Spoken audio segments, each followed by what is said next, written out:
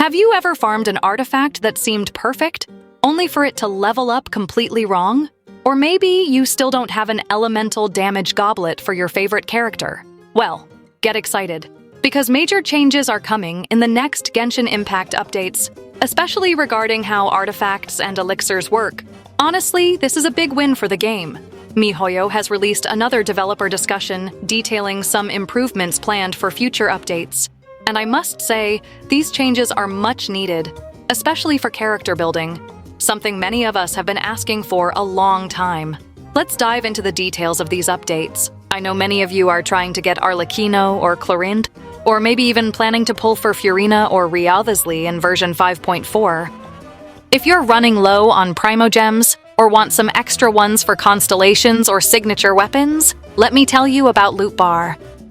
It's a website where you can buy Genesis Crystal Packs at great prices, with discounts of up to 23% compared to in-game prices. The process is super simple. Pick the pack you want, choose your server, and enter your UID. Then, just wait a few minutes, and the crystals will show up in your account. That's it. You save money and get what you need quickly.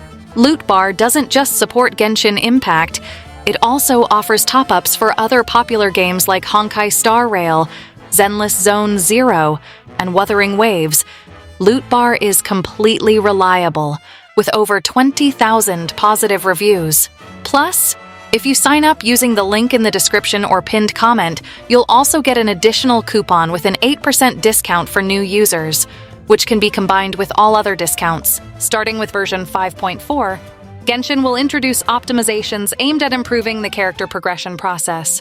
Have you ever felt confused about how many materials you need, or which boss to fight? This update addresses those issues with an enhanced training guide. Players will be able to set up personalized progression plans for their characters, specifying goals for levels, weapons, artifacts, and talents. The system will automatically calculate the required materials and display resource sources, simplifying the entire process. This is a significant improvement, as it removes much of the guesswork involved in material farming. However, it seems this feature won't include pre-farming for characters before you unlock them. The new system will also prioritize material acquisition by marking the resources needed for farming. Additionally, frequently used interfaces will now show condensed resin counts, so we won't need to switch between menus to check how much resin we have left. Real-time notifications will also be implemented to track farming progress, clearly indicating when you've gathered enough materials. Another convenient addition is one-click weapon refinement. You'll be able to automatically add refinement materials with a single click, making the process faster and more efficient without having to add one weapon at a time. And for those who struggle to find specific characters in the character menu, like me, a new filter function will allow sorting characters by elemental types. This will make finding characters much quicker and easier. For fans of the Teapot system, there's good news too. You'll now be able to craft furniture and purchase materials inside your home without needing to interact directly with Tubby. Now on to perhaps the most exciting change coming in version 5.5. Updates to the Sanctifying Elixir system. Starting in 5.5, when using Sanctifying Elixirs to craft artifacts, the minor substats you choose will have at least 2 guaranteed upgrades by level 20. This is fantastic news because it ensures a minimum level of quality for crafted artifacts, significantly improving how we build characters. My advice? Save all your Sanctifying Elixirs until version 5.5 so you can craft the artifacts you want then. Even though there's a limitation of crafting only one artifact piece per set during an update cycle, it's absolutely worth it. If you're unlucky like me and still don't have a decent electro damage goblet for Raiden, this change will be a game changer.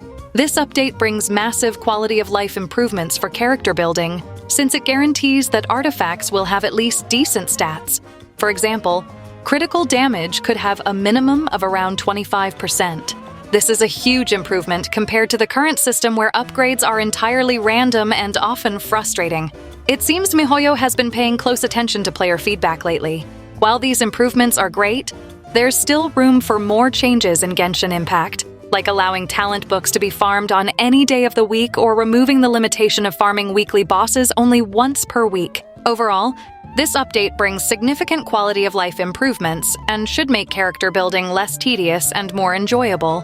While there are still areas that need attention, these changes are definitely a step in the right direction. What do you think about this update? Are you excited about any particular improvement?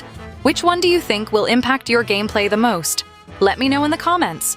Don't forget to like and subscribe. See you next time.